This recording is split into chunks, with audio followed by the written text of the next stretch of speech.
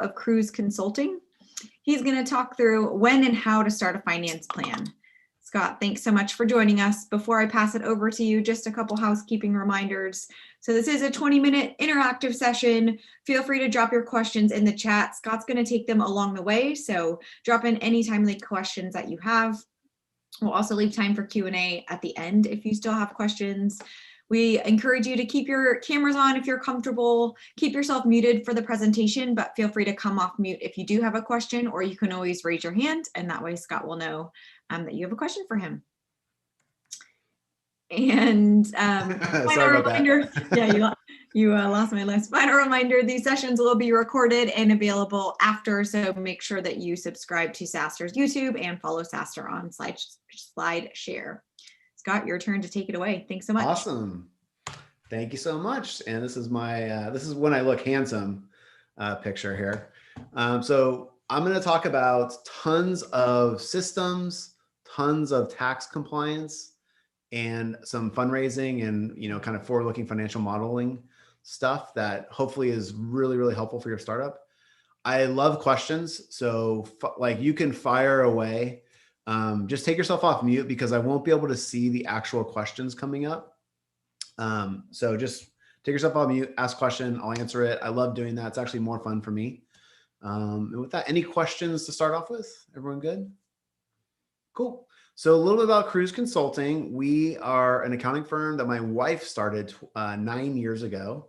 She was a Deloitte tax CPA, then the controller of a startup that went from $5 to $20 million in revenue in 2.5 years. So like the growth curve that all your companies want to be on. They were acquired. She started Kruze, and we were actually dating at the time. And I had done 3 years of investment banking, Hamburg & Quist and JP Morgan, and then had become a partner at a venture lending fund that did about $100 million of the deals.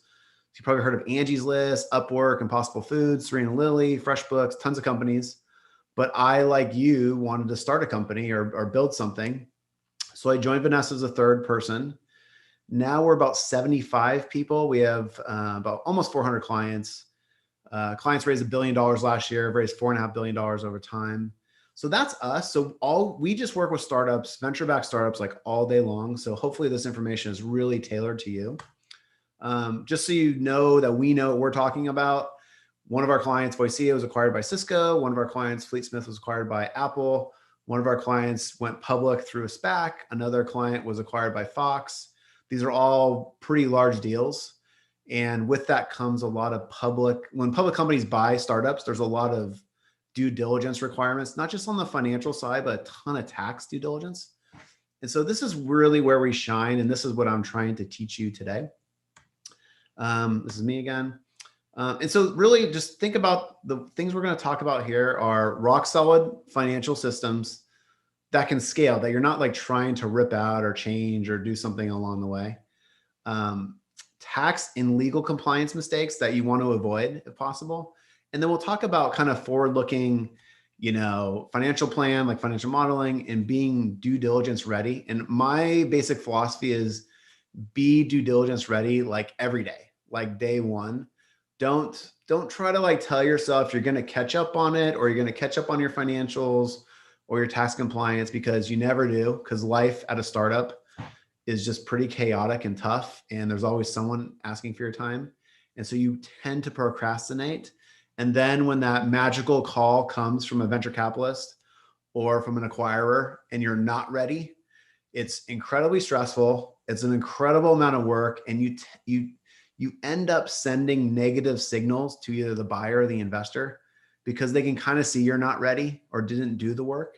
Whereas when you prepare for this stuff, you look like a well-oiled machine to them, which boosts their confidence, which can actually boost the valuation they're willing to pay. There's going to be no surprises on the other side. So it's just better to do this stuff up front. Let's go to the next slide. So I'm going to talk about systems here, and we'll start with one of the most important kind of system choices you're going to make: payroll and benefits, basically like your HR system. And so I say this like the big four: TriNet, JustWorks, Rippling, and Gusto. Sequoia is another good firm that we recommend quite a bit. And really the decision here breaks down into, you know, do you want to do just payroll and benefits, or do you want to have a PEO system, a professional employer organization? And the difference is, if you're using like Gusto or Rippling's just regular system, the employees are working for your company. You're handling payroll, you're helping them choose benefits and making benefit selections. If you're working with TriNet, JustWorks, or Rippling has a new PEO service, there's essentially like the employees are working for that entity and then the side relationship with you. And the benefit, the selling point for a PEO is that they can pool all of these kind of disparate employee bases together to get to really big patient populations and get better benefit prices for you. And so it's really kind of a buying power type of thing. Now, that said, I think that there's definitely a place for that, but also PEOs charge higher fees. So you're kind of trading off some of the benefit savings with paying higher fees. The other things that PEOs do well is they do handle some of the state and municipal tax compliance for you, which can actually be pretty helpful, especially now. I don't know about you, but at Kruze, we've been hiring remotely for 3 years now. So we're in a lot of different states. And when COVID hit, a lot of employee bases kind of scattered from San Francisco or New York, some of the big expensive markets, and people went all over. And so all of a sudden, a lot of startups found themselves having tax nexus employees, assets in other states. And so what we've seen recently is a bigger push to PEOs. If I would have given this presentation pre-COVID, I would have talked about PEOs a little bit, but not that much. We're just seeing PEOs become more popular. That said, Rippling and Gusto have, Rippling does have their PEO offering, but basically their systems, payroll, benefits are very, very strong. I would say Kruze has, out of our 400 clients, I think we're at like 175 with Gusto and probably like 80 with Rippling, something like that, maybe 100 with Rippling. So those are the two dominant players that we work with. TriNet's probably 40 clients. JustWorks is probably 25 clients. So we tend to gravitate towards Rippling and Gusto for a couple reasons. Really strong technology. The autopilot feature that Gusto introduced 9 years ago or 8 years ago was a game changer. Before that, people like my wife, accountants, would have to manually run payroll, and it would take like an hour per client. And so startups were paying for a lot of administrative time that they didn't really need once Gusto introduced autopilot. And so all the other payroll providers have now copied autopilot. There's also just a lot of nice things in these systems for onboarding, offer letters, getting background checks. So the payroll and benefit systems have just come a really long way over the last 5 years. And hopefully you're working with one of these providers. I'd love to open it up to any questions. Does anyone have any questions or any experiences they want to share with any of the payroll or benefit systems? Scott, this is Poya. Hey, man. As always, but I was just going to say all four are great for different reasons. So way to make the good recommendations. Yeah, you can't really go wrong. Again, if you're going to have employees in like 20 different states, then a PEO makes a lot of sense. If you're going to be pretty simple, then, just straight payroll and benefits. Rippling has really excellent reporting, which I really like. And they also have basically kind of like a single sign-on / Okta type of functionality where your employees can be provisioned applications that your company uses, which is really nice, which other players haven't matched. So a lot of times people ask me what we use because, if you're buying a mattress from someone, you want to know what mattress the mattress salesman sleeps on, right? And so we use Rippling. We've used Gusto in the past. It's phenomenal. But again, we've had good experience with all these folks. So I'll move on if there's any other questions on this. There's usually a lot of questions on payroll and benefits. So I have one real quick. Your questions. Yeah, Matt? So when you have different regions, let's say a lot of these platforms are region specific or country specific, any input on possibly one that isn't that can help tie them together or a way to go about making that less painful? Yeah, great question. So these are all US centric systems. When you have employees in other countries, there's a couple different approaches you can do. This is a little bit nitty gritty, but it's a really great question, Matt. You can do two things. You can set up a subsidiary in that other country, and your subsidiary will have a bank account and will hire employees directly in those countries. or you can use what is called a global PEO. Basically like a TriNet Just Works, but in other countries. There's businesses out there that have set up this global infrastructure of, entities in every country you can think of. And so when you go to them and say, I need to hire a developer in Ukraine and I need to hire a marketing person in the Philippines, they can basically accommodate you. You do pay a pretty big premium for that, but you're not having to set up subsidiaries across the world, which I do not recommend. It really increases your tax risk and a lot of tax complexity. So that's like, I would say the starter move is to use a global PEO. And then once maybe you develop like a team in Ukraine of 10 people or 5 people, then maybe it's time to set up that subsidiary. Now, Matt, you didn't talk, you talked about employees, but there's a lot of like international contractors that we're seeing our clients base use quite a bit too. And so there's other companies, there's a few that have just been funded, Papaya, Deal, there's a company called Pilot's doing it, who are all trying to make this a little bit easier to pay your contractors. And maybe kind of like, it's like a nice little overlay, so that you can pay your contractors and international employees in one fell swoop.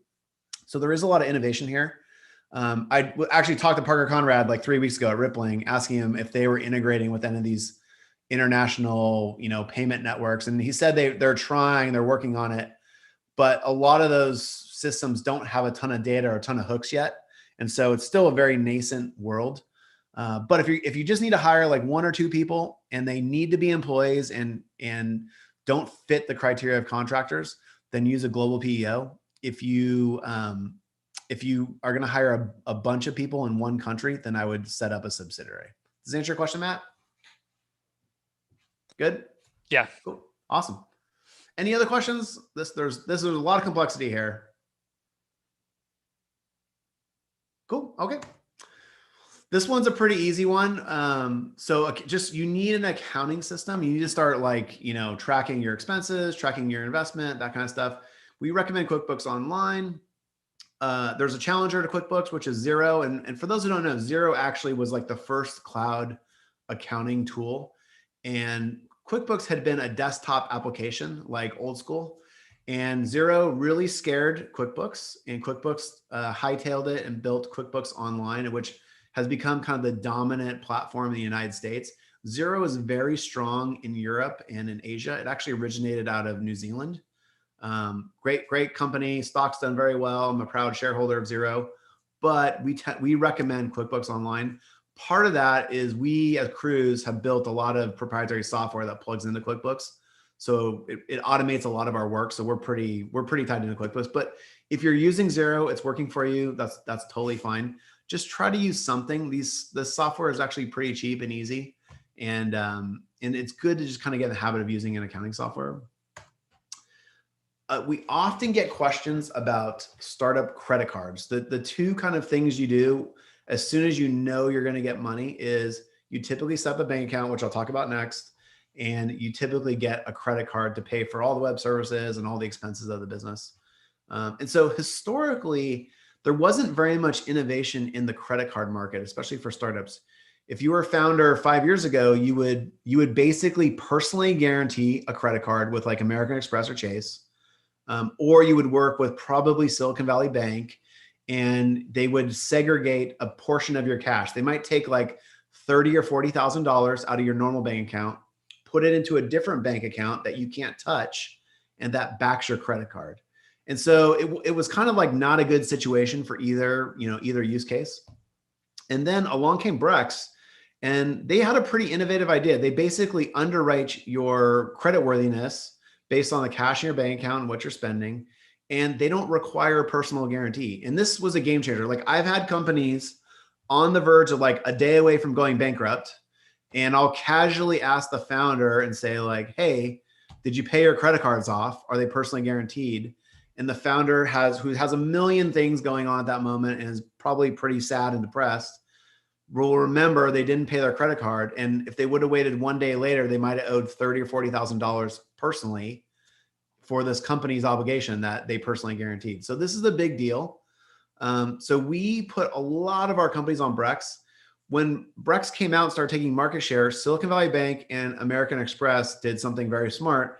They both developed, SVB has an innovator's card. I think American Express calls it the startup card, but they basically mirrored Brex product offering, and they don't have personal guarantees. They have startup centric benefits, rewards. And probably most importantly, for us as an accounting firm, Brex has a very good integration with QuickBooks, which makes our process a lot easier. And so SVB and American Express were really pressured to improve their integrations, which they've done. So everything, it's classic capitalism and competition. Everything has gotten a lot better in this market since Brex came on board. Any questions on credit cards? No, good, cool. Again, don't be shy. I'm happy to take questions on any subject. The next thing, as you sign that term sheet and you're about to get $1 million or $100,000 or $10 million, you need a bank to put that deposit into. And so there's kind of the big four, the way we look at it. Silicon Valley Bank is the grandfather of the whole valley. They've been around for almost 40 years. In the Kruze client base, SVB is trending at about 65, 70% market share. So they are the majority of our clients are using SVB. Next up is First Republic. First Republic has also been around for a long time. They're about 15, 20% of our client base. And really, those are the two kind of legacy banks. SVB is known for having a very broad product suite. So they can do deposits, wires, loans, which are very big. They also do a lot of LP banking, like venture capital fund banking, which helps their business. First Republic has a similar product roadmap or product suite, but they don't really do a lot of lending. So that's a way that SVB really differentiates themselves. First Republic, I would say, is very customer service centric. SVB is too, but I would say First Republic is like the classic white glove, they'll get back to you in an hour kind of thing. And so we bank with First Republic, although again, we send tons of clients to SVB. Mercury and Brex Cash have both come on the scene probably in like the last 18 months or so. And we're very close to both companies. We talk to them all the time. We do like press and PR and stuff with them. Mercury and Brex are both having success at the low end of the market, as you would expect for any kind of new entrant. They're getting a lot of like super early stage clients. And I watch those clients, they grow. It's like the story of Silicon Valley. You get companies early and they grow. And so Mercury and Brex are starting to pick up a lot of traction. If we would have looked at this slide 5 years ago, again, it would have been just SVB and just First Republic and been super boring. But there's a lot of innovation happening in fintech, and it's happening here in the startup banking. Another company that's actually just got funded, which is pretty interesting, is Row. RHO, and Row has basically taken the approach. They're working with startups. They're like Mercury. They're like an app-based bank, but they're trying to automate a lot of the bill pay stuff. So when you work with like SVB or First Republic, you're typically using Bill.com as well to do your payables, pay vendors, contractors, that kind of stuff. Row had the epiphany that they could probably integrate that service into a bank. And so for those who want like a simplified view and be able to pay their vendors through their bank, Row's actually really good. So check out Row. Any questions on banking? No, cool. One question actually, Scott. Yeah, fire away. For debt financing, if you go back, not necessarily banks, but like there's a lot of alternative methods of companies like Cap, Chase, Pipe, like where they give you cash up front so you don't get diluted, right? As an investor, are you seeing an upward trend just within your network and portfolio companies for that type of financing? Like, do you so I was a partner at a venture lending firm, so I know debt very, very well. We haven't really seen much. There's revenue-based lending like Ladder Capital, and I have heard of Pipe, and they're letting you finance specific invoices, like customer invoices. I think it's super smart. What we typically see is though revenue financing and something like Pipe appeal to companies that haven't raised a ton of capital yet, because they're really trying to manage their working capital very tightly and very specifically.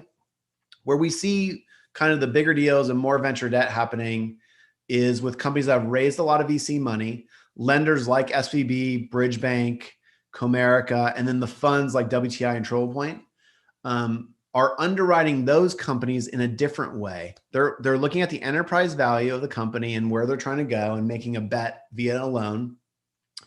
And they're also looking at the equity backers like the VCs and saying like, you know what, Sequoia, Excel, Benchmark, Andreessen Horowitz, all the top firms, they tend to write another check even if things aren't going great. So I can feel a little bit safer about funding this company.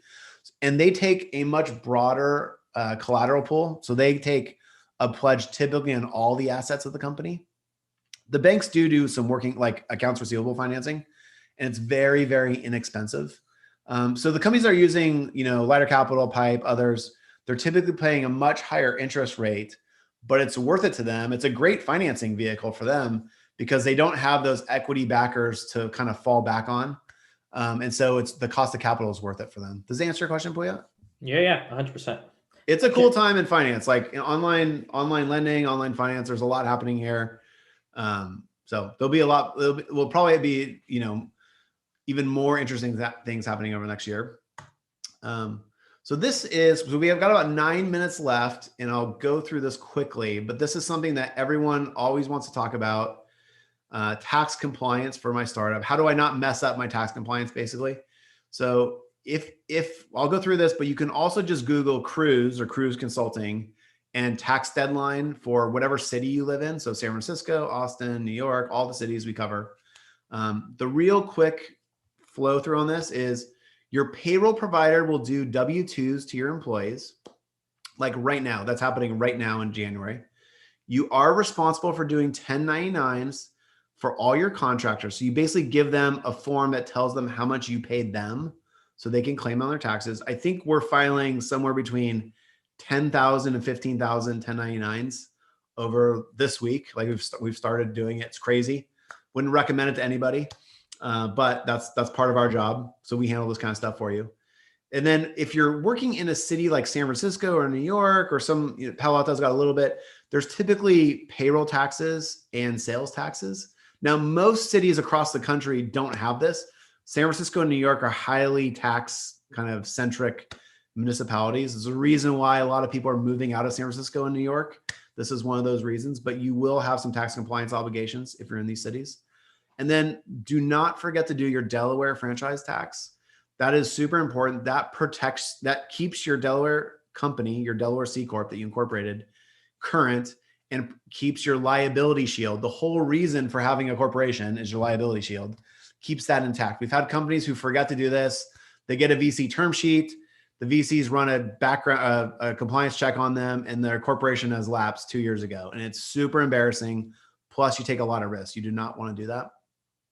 You're also going to have to file your corporate annual income tax, both federally and state. And a lot of startups say, hey, I'm losing money. Do I really need to file a tax return? The answer is yes. The IRS still wants to see your financial results and make sure and have the ability to audit you. You won't have to pay taxes. You just have to file a tax return.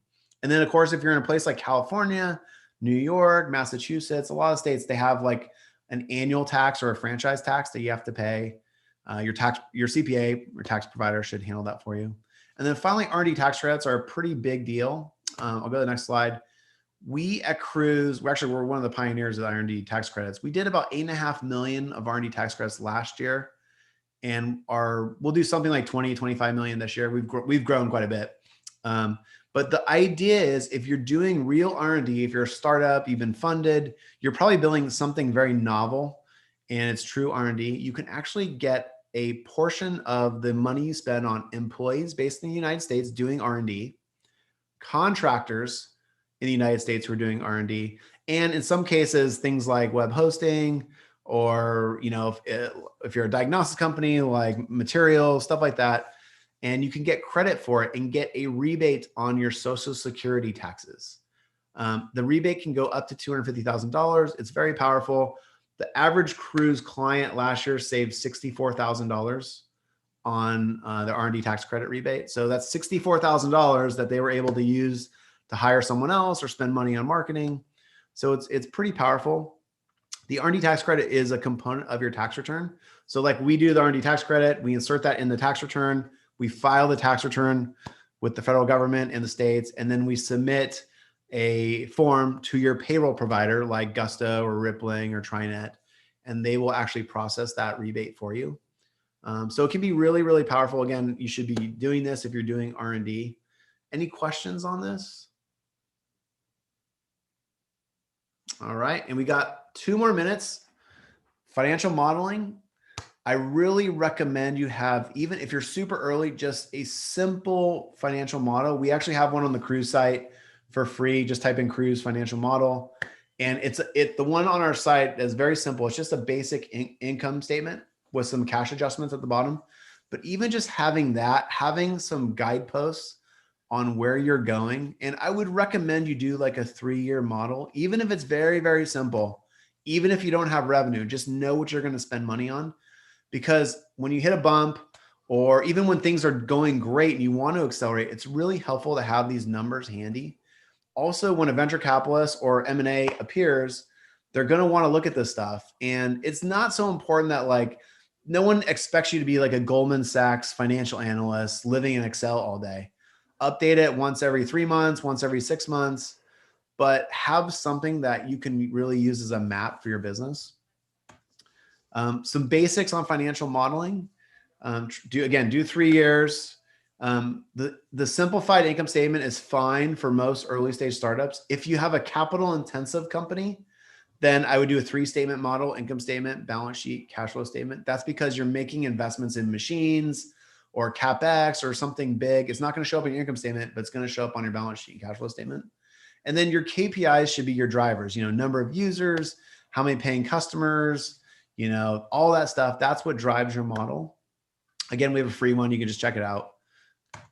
And then finally, we have like 1 minute here. VC due diligence. Kruze has a due diligence checklist on our website. Just type in Kruze due diligence checklist. But the big things you want to have just always kind of sitting around in a box or a Dropbox folder is your last 3 years of financial statements, projections like we just talked about.